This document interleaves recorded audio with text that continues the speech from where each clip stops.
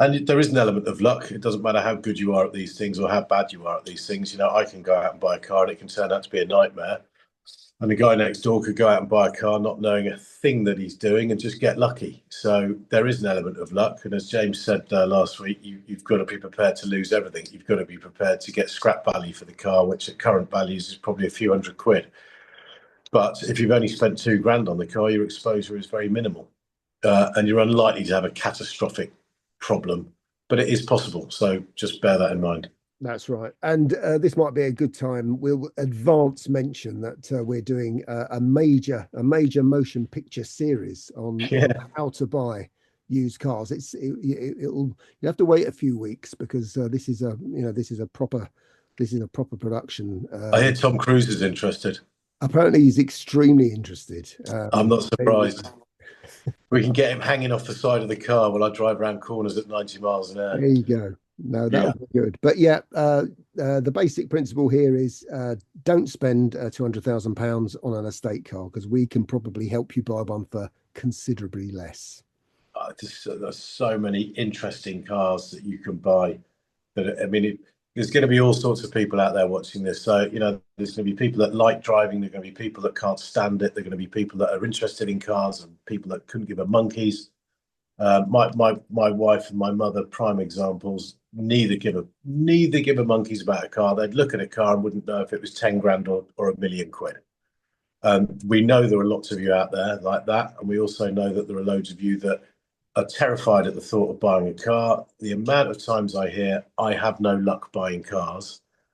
And there is luck involved, but what we are going to do is we are going to do a 7 or 8 piece, we haven't decided yet, but 7 or 8 piece masterclass on how to buy a car.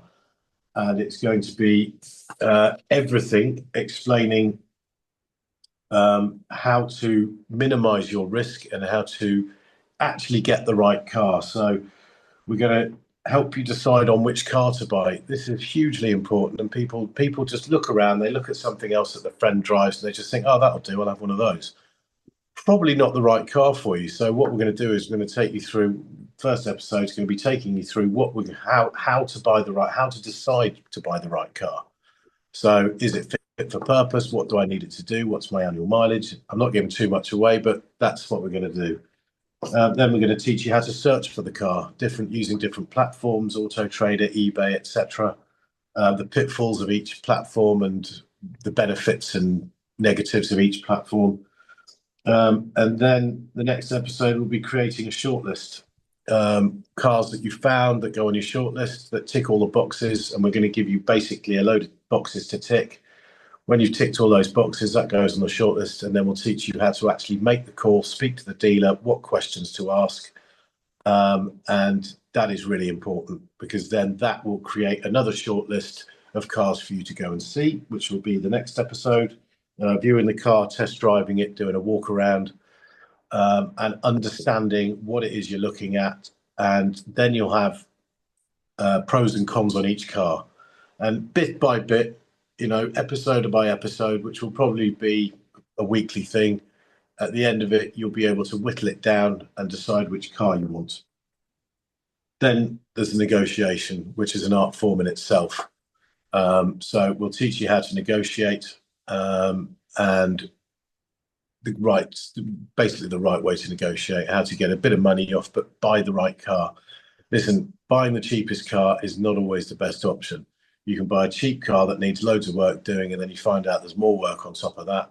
So there's always a happy balance between paying the right amount of money for a decent car rather than buying the cheapest car you can find and hoping for the best. I do that, but that's because I know what I'm doing, and I sometimes take a bit of a flyer. Sometimes I've been caught out, and sometimes I've had a right result, and you just don't know until you get into it. So we'll teach you about that.